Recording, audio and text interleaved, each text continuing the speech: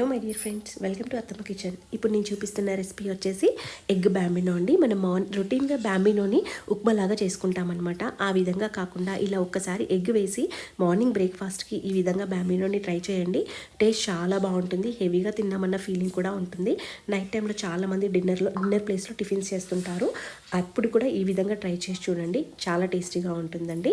Recipe వచ్చేసి నేను ఒక పెద్ద కప్పుడు, అంటే మన ఇంట్లో పర్సన్స్ని బట్టి మనం తినే వాళ్ళని బట్టి బ్యాంబినో తీసుకొని లైట్ గోల్డెన్ బ్రౌన్, ఎక్కువ మాడకూడదు, ఎక్కువ గోల్డెన్ కూడా రాకూడదు, లైట్ గోల్డెన్ బ్రౌన్ వచ్చేంత వరకు వేగించుకొని వీటిని పక్కన పెట్టేసుకొని ఇప్పుడు అదే ప్యాన్లో బ్యాంబినో మునిగేంత వరకు వాటర్ వేసుకోవాలండి. వాటర్ వేసుకుని ఐ ఫ్లేమ్ పెట్టుకోవాలి స్టవ్. నేను ఒక కప్పడి తీసుకున్నాను అనమాట.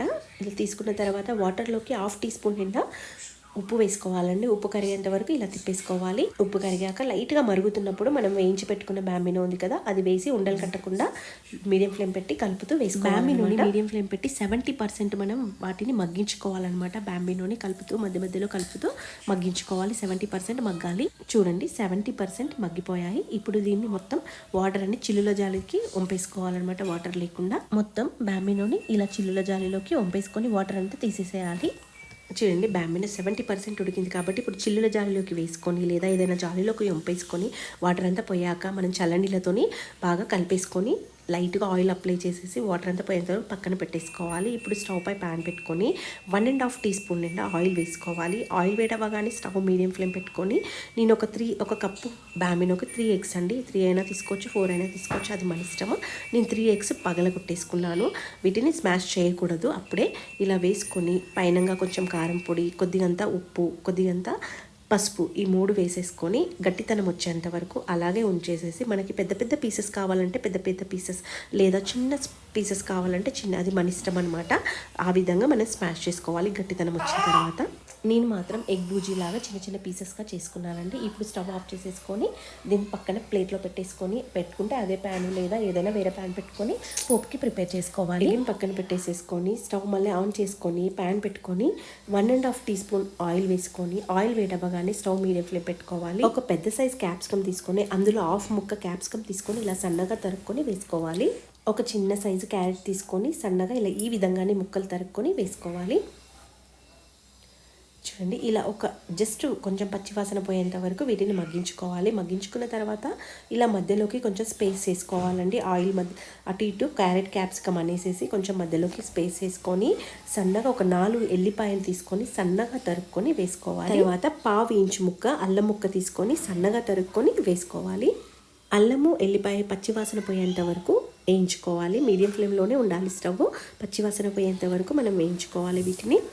ఇలా పచ్చివాసన పోయిన తర్వాత ఒక మీడియం సైజు ఉల్లిపాయ తీసుకొని ఇలా సన్నగా పొడుగ్గా తరుక్కొని వేసుకోవాలి. ఒక 2 పచ్చిమిర్చి మధ్యలోకి చీల్చుకొని వేసుకోవాలి. కొద్దిగంత కరివేపాకు కూడా వేసుకొని లైట్గా మాడకుండా మగ్గించుకోవాలండి. గోల్డెన్ బ్రౌన్ రాకూడదు, మాడకూడదు, జస్ట్ మగ్గించుకుంటే సరిపోతుంది. తర్వాత 1/4 టీ స్పూన్ పసుపు, తర్వాత 1/4 టీ స్పూన్ టెస్టింగ్ సాల్ట్ కూడా వేసుకోవాలండి. ఈ 2 వేసుకొని కలిపేసేసుకొని స్టవ్ ఆఫ్ చేసేసుకోవాలి. స్టవ్ ఆఫ్ చేసేసుకున్న తర్వాత ఇంతకుముందు మనము వాటర్ అంతా వంపి పెట్టుకున్న బ్యాంబినోని తీసి మొత్తం ఇందులోకి వేసేసుకొని పోపు అంతా బ్యాంబినోకి పట్టేటట్టుగా కలిపేసుకోవాలి. కలుపుకొని ఇప్పుడు స్టవ్ ఆన్ చేసుకొని మీడియం ఫ్లేమ్ కానీ లో ఫ్లేమ్ కానీ పెట్టుకోవాలి. ఇలా కలుపుకున్న తర్వాత 1/2 టీ స్పూన్ మిరియాల పొడి వేసుకోవాలి. తర్వాత 1/4 teaspoon red chilli powder అండి. తర్వాత టేస్ట్ చూసి వేసుకోవచ్చు. మిరియాల పొడి అయినా సరే, కారం పొడి అయినా సరే టేస్ట్ చూసి వేసుకోవాలి. తర్వాత రుచికి తగ్గట్టుగా ఉప్పు అండి, ఎందుకంటే వాటర్లో ఆల్రెడీ వేసాము ఇంతకుముందు కాబట్టి రుచికి తగ్గట్టుగా ఉప్పు వేసుకొని ఈ విధంగా కలిపేసేసుకొని ఒక 1 మినిట్ లో ఫ్లేమ్ పెట్టి బాగా బ్యాంబినోని మగ్గించుకోవాలి. 1 మినిట్ తర్వాత మగ్గిన తర్వాత కొంచెం టేస్ట్ చూసుకొని మళ్ళీ ఉప్పు కానీ కారం కానీ పడుతుంది అనిపిస్తే మిరియాల పొడి వద్దు అనుకుంటే జస్ట్ రెడ్ చిల్లీ పౌడర్ వేసుకోవచ్చు. స్పైసీగా ఉంటేనే బాగుంటుందండి. ఇప్పుడు అలా వేసుకున్న తర్వాత మళ్ళీ వెంటనే ఎగ్ కూడా వేసేసుకొని ఒక 2 నిమిషాలు లో ఫ్లేమ్ పెట్టి మూత పెట్టి మగ్గించుకోవాలండి. 2 నిమిషాల తర్వాత మనం మూత పెట్టుకోవాలని చెప్పాం కదండి. మూత తీసేసుకుంటే మంచి దమ్ము వేసినట్టుగా ఉంటుంది. అంటే మనం అన్నం రైస్ ఎలా దమ్ముకి వేస్తామో అలా వేసినట్టుగా అవుతుంది. లో ఫ్లేమ్లోనే ఉండాలి. ఇలా రెడీ అయిపోయిందండి. పొడి పొడిగా ఉంటుంది. ఇలా కొత్తిమీర గార్నిష్ చేసుకొని ప్లేట్లోకి సర్వ్ చేసుకొని వేడిగా తింటే మాత్రం రుచి మాత్రం చాలా చాలా బాగుంటుందండి. ఒక పూటకి బ్రేక్ఫాస్ట్ ఈజీగా అయిపోతుంది.